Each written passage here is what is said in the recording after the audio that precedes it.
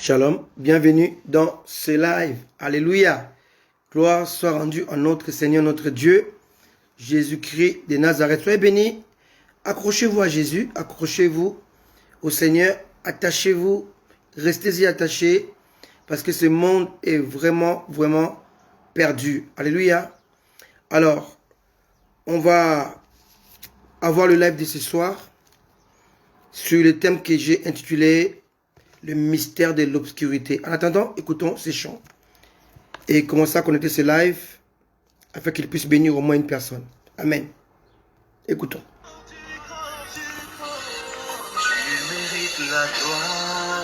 Il est digne de louange et d'honneur. Amen. Bienvenue à vous. Merci Jésus. J'élève mes mains pour t'adorer et je bénis ton Saint-Nom. Oui Seigneur. Tu mérites la gloire. Tu mérites la gloire et l'honneur. Et tout honneur. Je lève mes mains pour t'adorer Seigneur. J'élève mes mains pour t'adorer et je bénis ton Saint-Nom. Car tu es grand, tu fais de si grands miracles. Il n'y a pas de Dieu comme toi. Il n'y a pas de Dieu comme toi Seigneur. Il n'y a pas de Dieu comme toi. Tu es grand. Tu es grand Seigneur. Tu fais de si grands miracles. Merci Jésus. Il n'y a pas de Dieu comme toi. Il n'y a point de Dieu comme toi Seigneur Jésus. Nul n'est comparable à toi. Approchez-vous du Seigneur, il s'approchera de vous. Venez à lui, il vous remplira de son esprit et de son amour. Merci Jésus. Venez acheter sans argent. Sans argent, venez acheter. Venez puiser dans les torrents, dans la source inépuisable.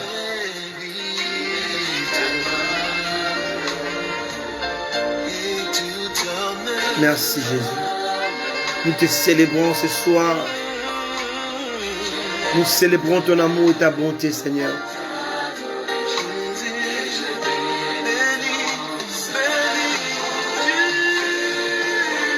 Tu es grand, Seigneur. Tu fais de si grands miracles. Il n'y a personne comme toi. Personne.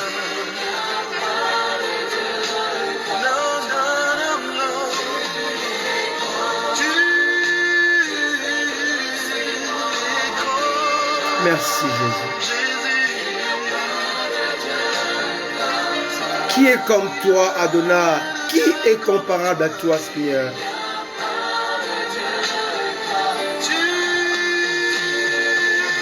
Tu es si grand. Tu fais de si grands miracles. Merci Jésus. Il n'y a point de Dieu comme toi, Seigneur.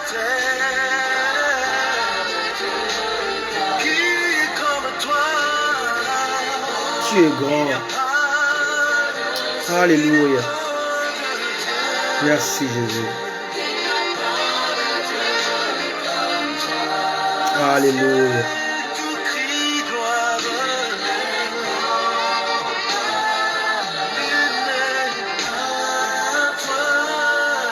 Merci Jésus. Bénissez-le. Adorez-le. Louons son nom. Exaltons ses noms. Il n'y a point de Dieu comme lui, dans le ciel, sur la terre et sous la terre. Il est incomparable.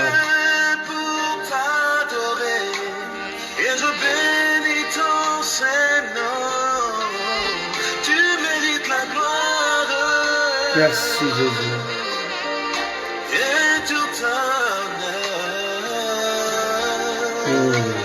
J'élève mes mains pour t'adorer et je bénis ton Saint. Tu es grand. Tu fais des si grands miracles. Jésus, tu es grand. Je t'en supplie, ne me laisse pas tomber. Guéris-moi par tes compassions. Amen. Merci Jésus. Connectez-vous à lui. Connectez-vous à sa sainteté. Je sais que tu es Jéhovah Jireh. Alléluia. Tu pourvois à mes besoins. Tu es grand Seigneur. Tu fais des si grands miracles. Merci Adonai. Alléluia. Oh Jésus. Comme les sorciers, les ennemis se lèvent contre moi. Tu es grand. Tu fais de si grands miracles. Il n'y a point de Dieu comme toi. Tu es incomparable. Merci Jésus.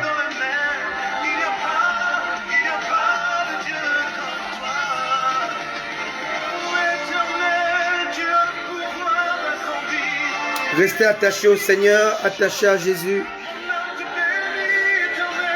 Dépendez de son esprit. Il est fidèle.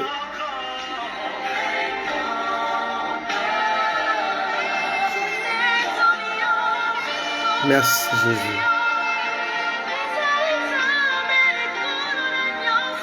Alléluia. Yes. Yes.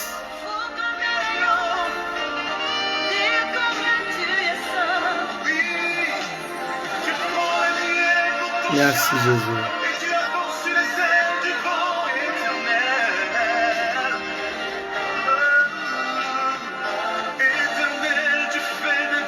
Amen. Gloire à Jésus.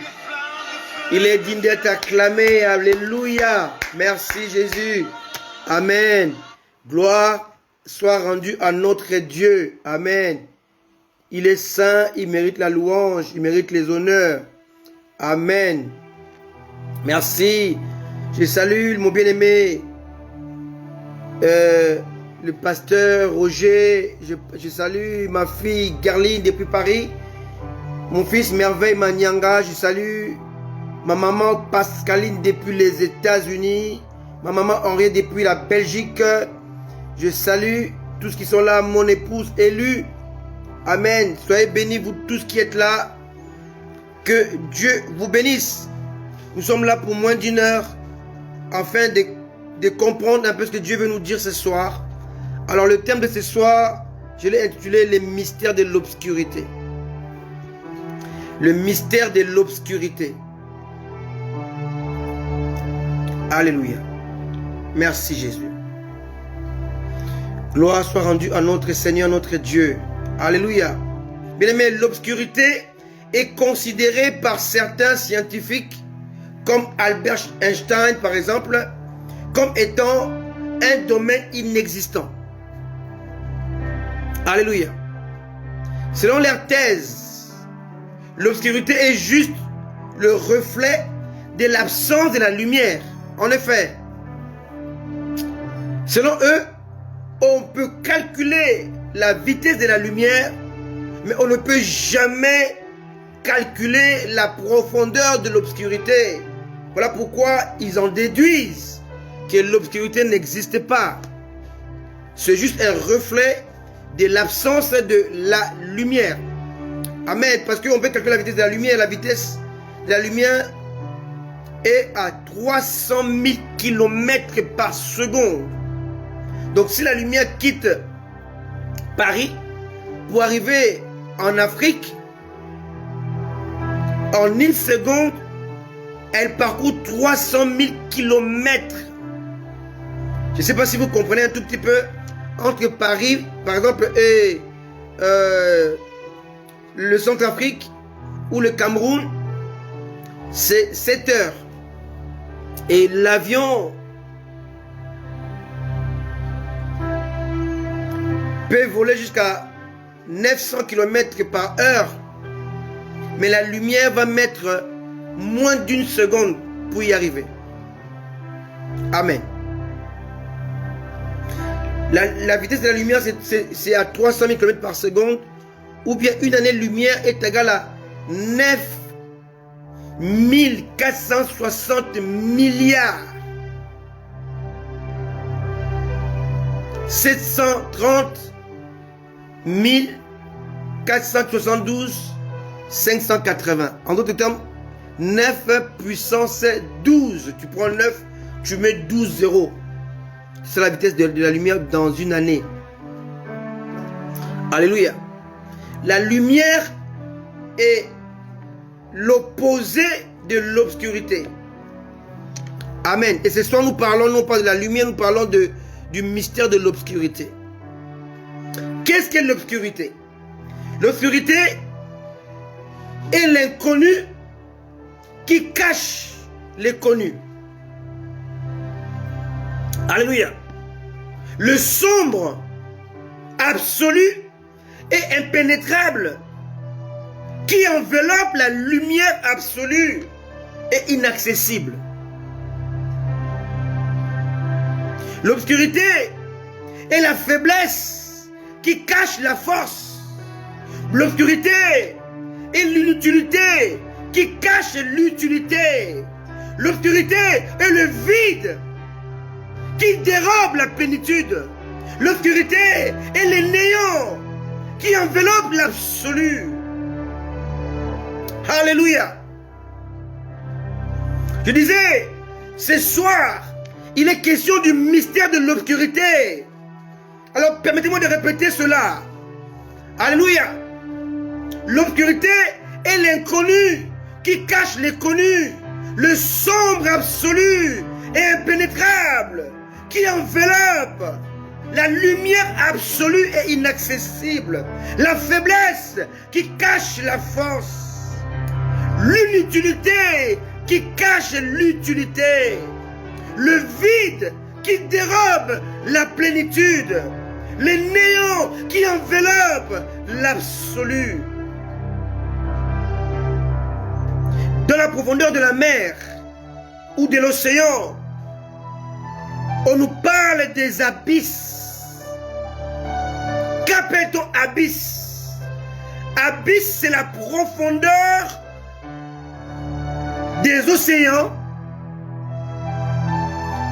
dans laquelle il n'existe aucun poisson. Bien-aimés, tous les poissons qui sont dans l'océan ne vivent pas à la même profondeur. C'est ça, le mystère même de la création de Dieu.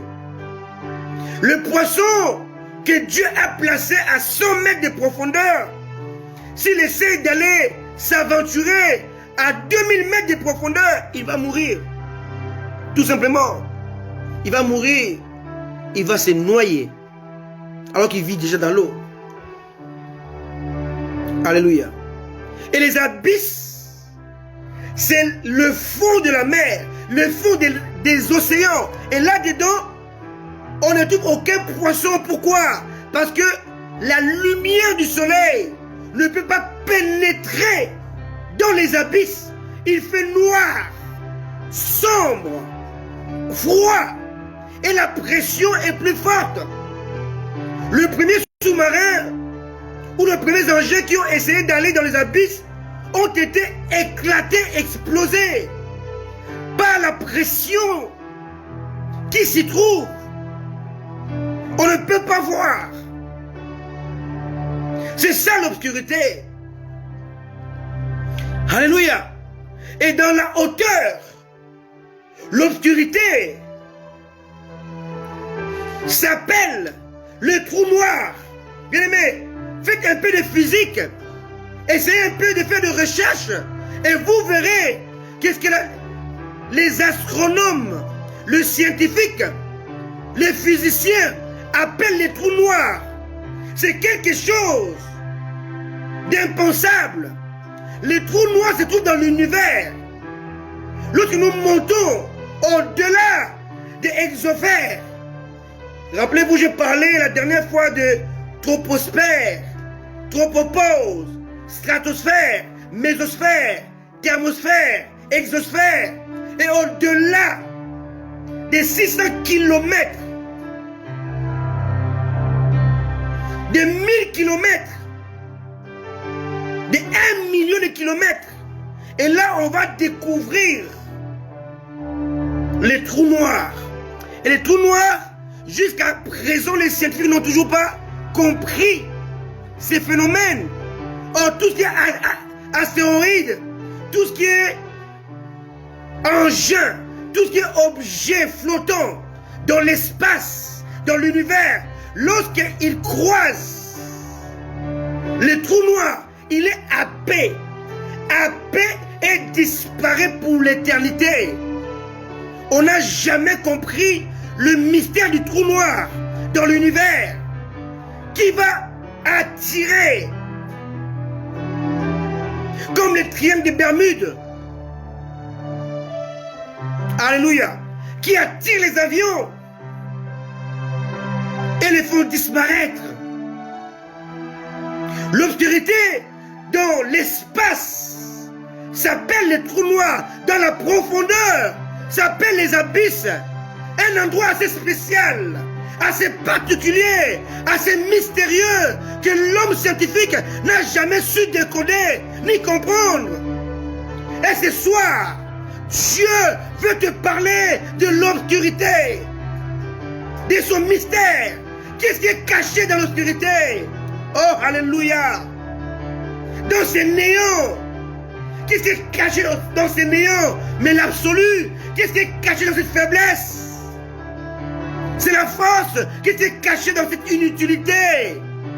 C'est l'utilité qui est cachée dans ces vides qu'on appelle trous noirs, dans l'espace et abysses. Dans la profondeur, c'est la plénitude. Alléluia. Alléluia. Alléluia. Voilà les deux aspects de l'obscurité dans la création. D'un côté, on a la profondeur des abysses et de l'autre côté, on a la hauteur du trou noir. Et les deux aspects, on les appelle l'obscurité, le domaine de l'obscurité.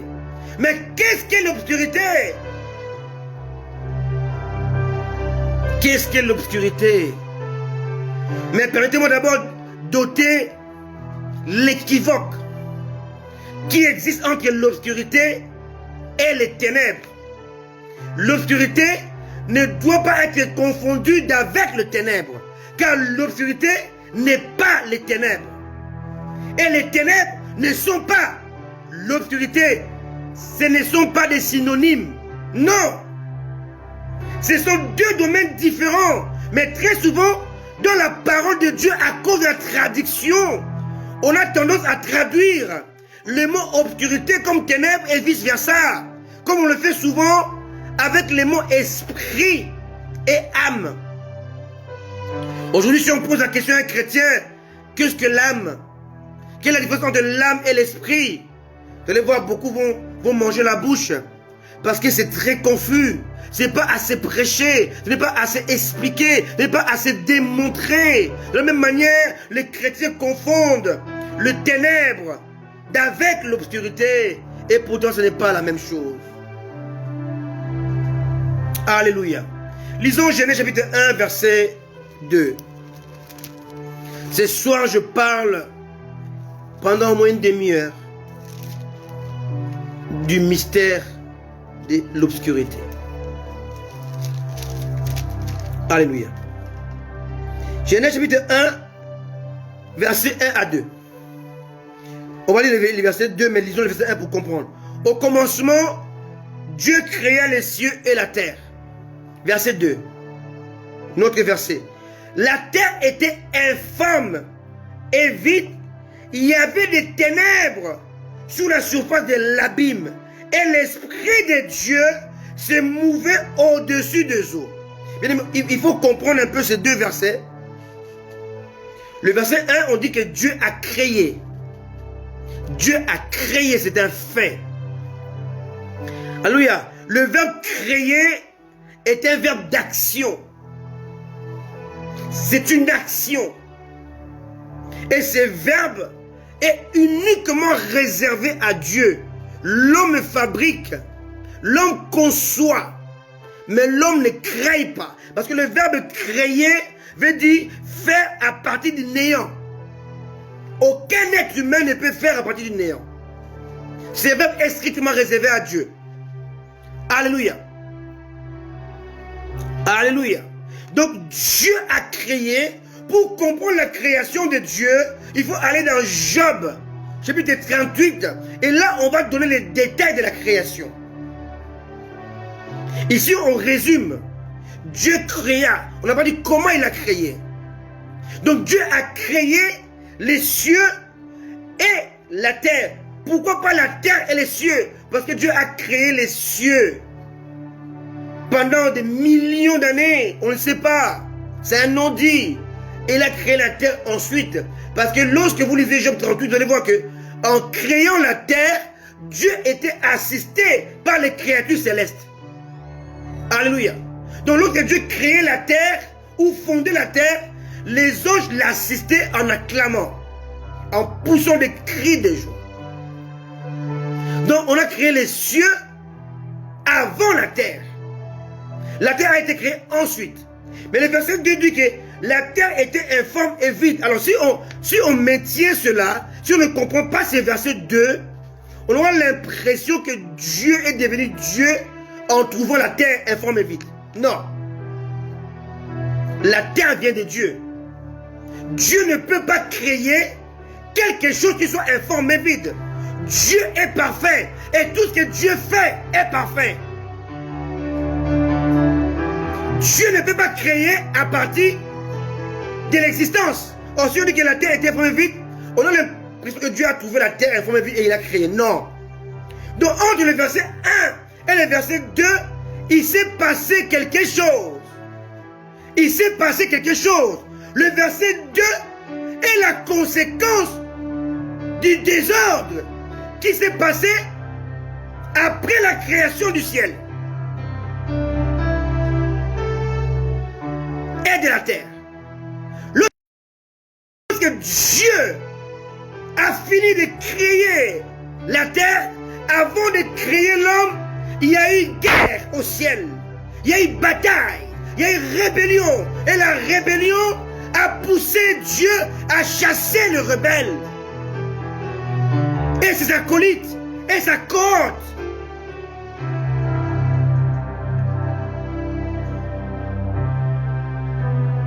Non, Solange, Dieu a créé l'eau. Dieu a créé l'eau. Rien n'existe sur la terre, dans l'univers, que Dieu n'a pas créé. Amen. Lis bien Job 38, tu vas voir cela. C'est bien écrit. C'est bien marqué. Job 38 donne la réponse à toutes ces choses-là. Il montre comment il a créé les eaux, comment il a créé des sources d'eau et comment il a permis que ces sources-là puissent jaillir, sortir de leur maternité. Dieu est l'auteur de tout. L'univers entier a été créé par Dieu. Alléluia. Alléluia. Alors, Dieu nous montre ici qu'au verset 2, qu'est-ce qu'on appelle informe et vide, ou tohu, bohu, ou chaos, est la conséquence de la rébellion. Et la rébellion s'appelle les ténèbres, non pas l'obscurité. Alléluia. Donc les ténèbres est la présence du mal, du malin.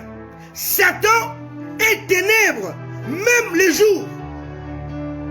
Satan n'est pas l'obscurité. Non. Satan est ténèbres. L'obscurité a un mystère. On le verra aujourd'hui. Alléluia. Alléluia. C'est très important de comprendre ces choses. Le ténèbre symbolise la présence du mal, de Satan, de ses anges qui l'ont suivi et qui ont été précipités du ciel, et Dieu les a chassés du ciel en descendant. Ils ont causé les tohu-bohu, l'informe et vide. Lisons le psaume 97, verset 2.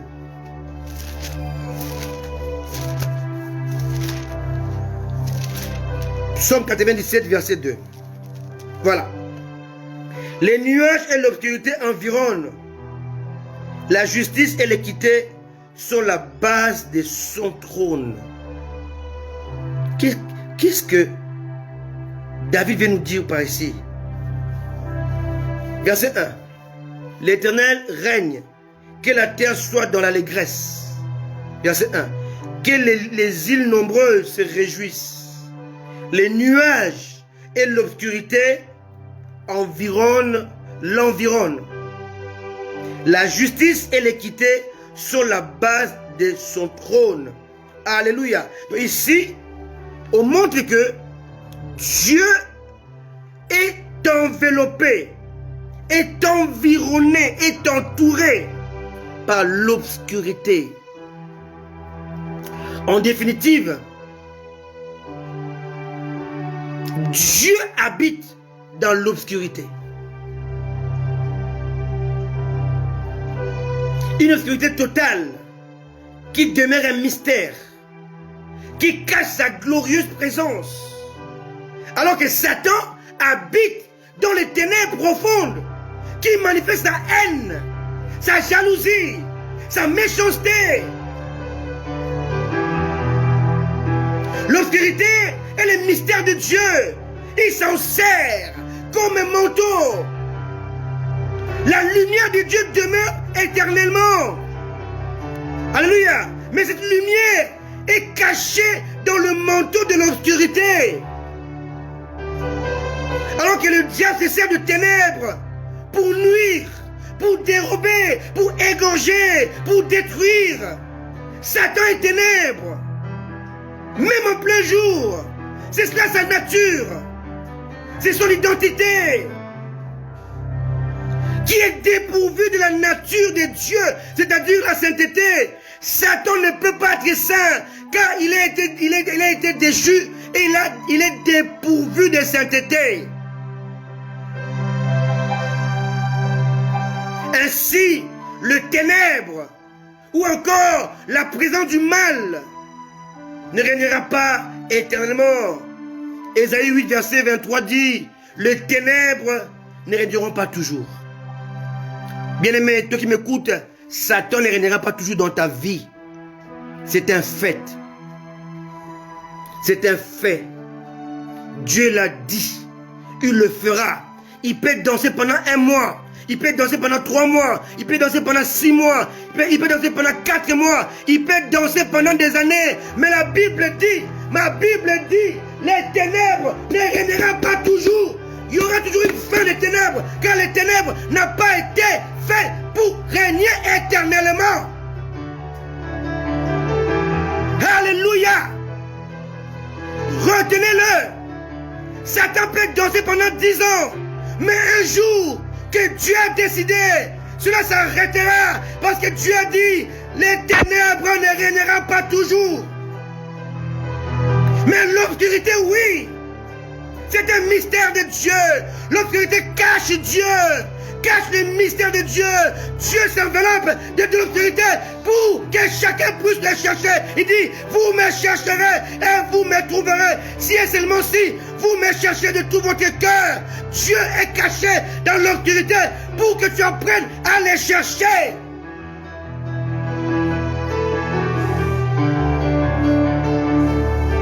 L'obscurité dérobe la présence de Dieu. L'obscurité cache la force de Dieu. L'obscurité, alléluia. Je disais encore, l'obscurité est l'inutilité qui cache l'utilité. L'obscurité est le vide qui dérobe la plénitude. L'obscurité est le néant qui enveloppe l'absolu et l'inconnu, qui cache les connus, et les sombres absolus, impénétrables, qui enveloppent la lumière absolue et inaccessible. C'est ça l'obscurité. À ne pas confondre avec les ténèbres. Ce monde est plongé dans les ténèbres. Mais Dieu se manifeste au travers de l'obscurité. Alléluia. Je parle à quelqu'un ce soir. Peu importe ta maladie, peu importe ton problème, peu importe tes factures, mais la Bible dit, Ésaïe chapitre 8, verset 23, les ténèbres ne régneront pas toujours. Tu as dit, Satan ne peut pas vivre dans l'homme, car l'homme a été créé pour la gloire de Dieu. Tôt ou tard, Dieu se lèvera. La Bible dit, mon Rédempteur se lèvera en dernier. Il se lèvera en dernier et il va arrêter la force de ténèbres, car les ténèbres ne peuvent pas régner toujours. Dieu ne lui a pas donné le droit de régner pour toujours. Il y a un commencement, une fin. Dans ta vie, même s'il y a les ténèbres, lève-toi et parle avec la foi. Au nom de Jésus, dis-lui, ténèbres, tu ne peux pas régner pour toujours, car la parole de Dieu m'a dit cela. La parole de Dieu me l'a affirmé. Les ténèbres ne régneront pas toujours. Alléluia. Même au Congo, on danse, on tue, on égorge les gens. Mais il y aura une fin. Il y aura une fin. Il y aura une fin. Il y aura une fin à cela. Autrefois, les Allemands ont dominé le monde. Les Allemands ont envahi la France. Ils ont écrasé la France.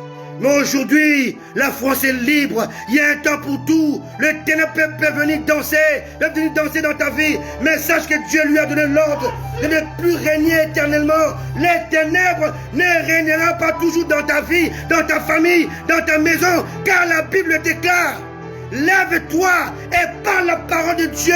Dis la parole de Dieu. Il est écrit que les ténèbres ne régneront pas toujours. Car Dieu veille sur sa parole pour l'accomplir. Alléluia. Mais c'est quoi l'obscurité? Si vous allez dans le sanctuaire de Dieu, amen. Si vous êtes dans le sanctuaire de Dieu, dans le tabernacle, vous allez voir qu'il y avait 3 lieux. Le parvis qui était éclairé par le soleil du jour.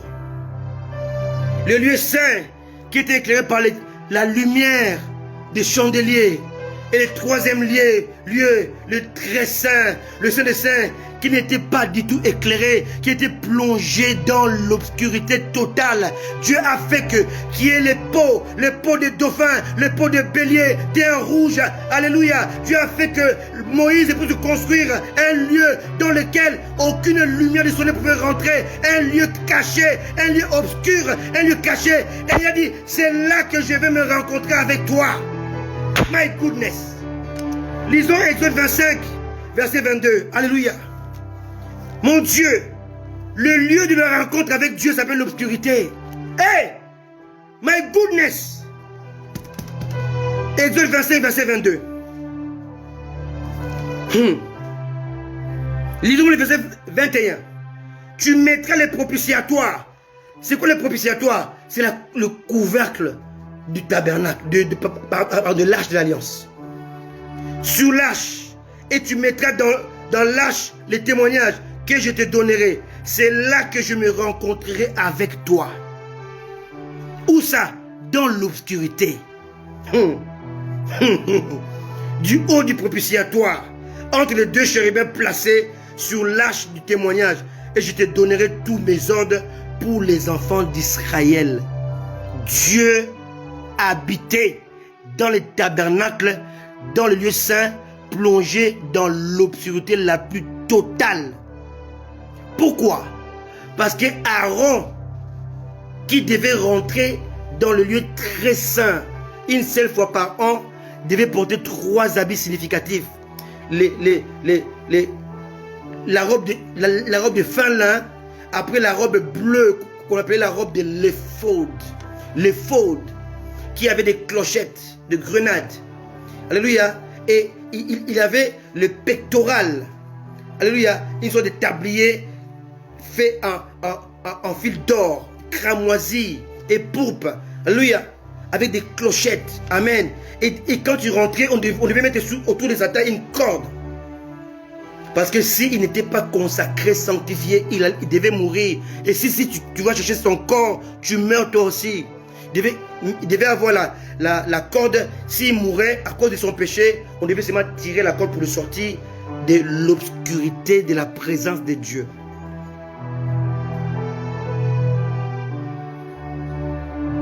C'est dans l'obscurité que Dieu devait se manifester. Pourquoi l'obscurité? Parce que dans l'obscurité, on ne se sert pas de ses yeux.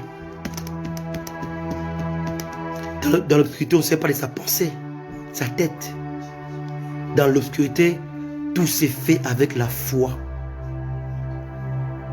Dans l'obscurité, on dépend de Dieu. On dépend de l'esprit. On ne dépend pas des 5 sens de l'homme. Mais on dépend de la foi. Sans la foi, il est impossible d'être agréable à Dieu.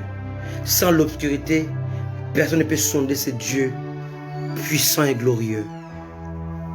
Dans le temple, c'est pareil. Dieu a dit à Salomon de faire en sorte que dans le lieu très saint ou le saint des saints, qu'il n'y ait pas la lumière du jour qui puisse entrer. Et encore moins la lumière du chandelier qui était dans le lieu saint, qui puisse rentrer dans le lieu très saint. Et cela a poussé Salomon à s'exclamer. Lisons ça dans 1 Roi 8. Salomon s'est exclamé, dit, Seigneur, pourquoi? Pourquoi, Seigneur? Parce que Dieu habite l'obscurité dans le mystère de la découverte. Alléluia. 1 Roi 8, verset 12. 1 Roi 8, verset 12. J'y suis. Amen. Alors Salomon dit, Éternel veut habiter dans l'obscurité.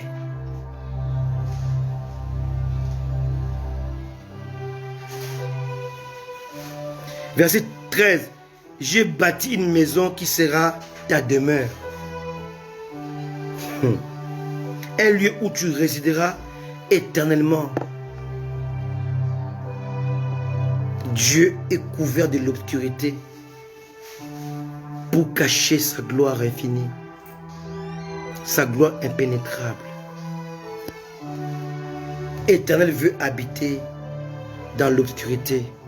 C'est quoi l'obscurité? C'est l'inconnu qui cache l'inconnu. C'est le sombre qui cache la lumière. C'est l'absolu. Dieu veut te dire ce soir, pourquoi tu ne l'as pas encore trouvé?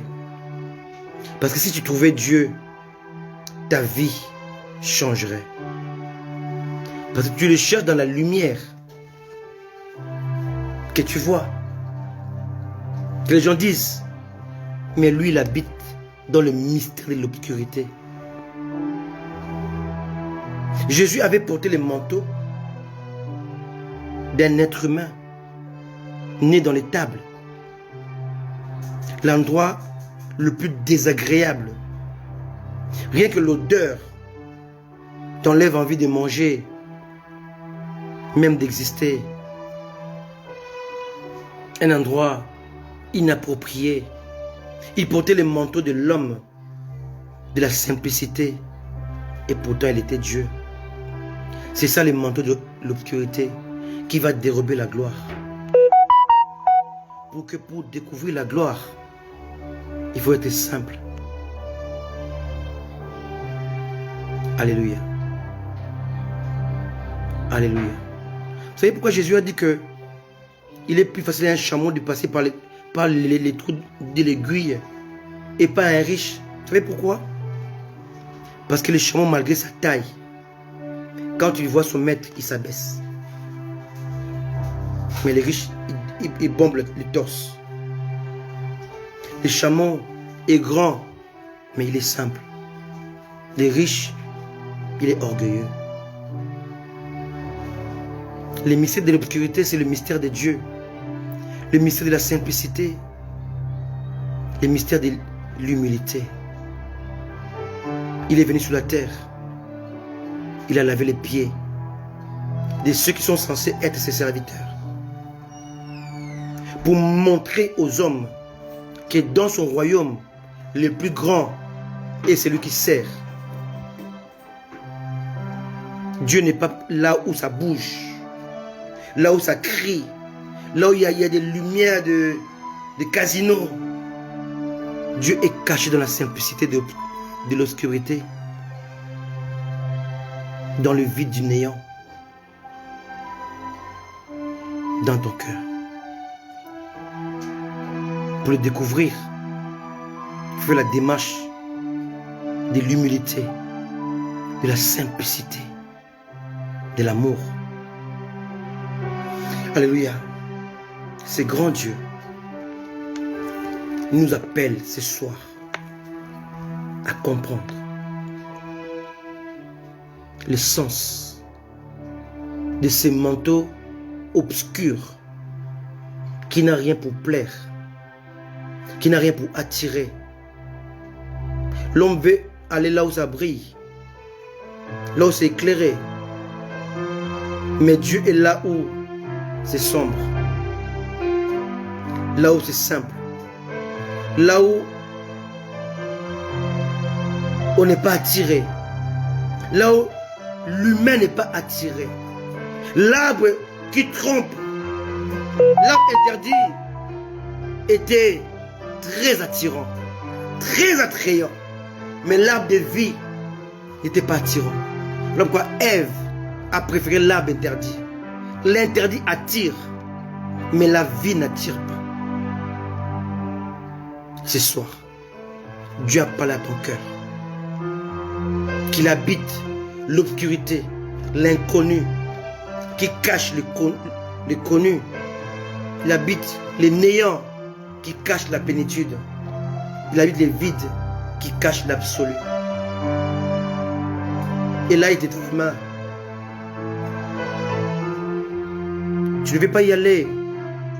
Parce que le vide, c'est l'inconnu. Tu as peur de l'inconnu. Tu as peur de l'obscurité. Tu as peur du noir. Alléluia. Que Dieu nous bénisse. Que Dieu nous aide à comprendre. Qui se cache dans l'obscurité. Que nous apprenons à le chercher. Vous me chercherez et vous me trouverez si vous me cherchez de tout votre cœur. Prions le Seigneur. Laissez-moi prier pour vous. Laissez-moi prier avec vous. Laissez-moi m'approcher de vous et de prier avec vous. Prions ensemble pour comprendre le mystère de l'obscurité dans lequel Dieu est caché. Le Dieu que tu cherches est juste à côté de toi. Mais tu le cherches de mauvais côté. Dans la lumière, il est caché dans l'obscurité, dans le néant, dans le vide, dans l'incompris, dans l'inconnu. Mais avec ton cœur qui est plongé dans l'obscurité, car il n'y a aucune lumière qui rentre dans le cœur. Aucune. C'est là où il habite. C'est là où il veut que tu puisses frapper, que tu puisses le connecter. Prie avec moi. Père éternel, Dieu tout-puissant, j'ai compris pourquoi tu as choisi l'obscurité comme manteau qui cache ta gloire, pour m'apprendre l'intérêt de te chercher. Seigneur, je vais te chercher ce soir, non pas dans l'engouement, non pas dans la lumière de ce monde, mais dans l'obscurité de l'inconnu, dans le vide, dans le néant, qui cache, qui dérobe la plénitude que tu es. Aide-moi, Seigneur, avec ton esprit, à comprendre ces mystères, à le saisir, à pénétrer dans ces mystères, et de saisir profondeur, dérobé dans l'obscurité. Aide-moi, Seigneur, à comprendre ta majesté, ta souveraineté que tu as cachée dans l'inconnu, dans le néant, dans l'obscurité. Je te prie, Père, de le faire au nom de Jésus. Amen. Amen. Soyez bénis. Moi et mon épouse élue, nous vous portons les cœurs. Nous vous aimons. Nous vous disons, Dieu avec nous. Dieu avec nous. C'est une puissance. C'est une espérance. C'est la gloire. N'ayez pas peur. Jésus revient bientôt. Retenez cela. Les ténèbres ne régneront pas toujours. Tu es passé par les moments difficiles de ta vie. Maintenant, va dans l'obscurité. Va le chercher. Il t'attend. Va au-delà. Au-delà de tes pensées, de tes habitudes. Rentre dans l'attitude. Et là, tu vas comprendre c'est quoi l'altitude. Bannis les habitudes pour comprendre l'attitude qui permet de monter dans l'altitude. Que Dieu vous bénisse, que Dieu nous bénisse. Le rendez-vous est donné le dimanche prochain à la même heure, même place, même endroit. En attendant, soyez bénis et comblés en Jésus-Christ, notre Seigneur. Bye bye.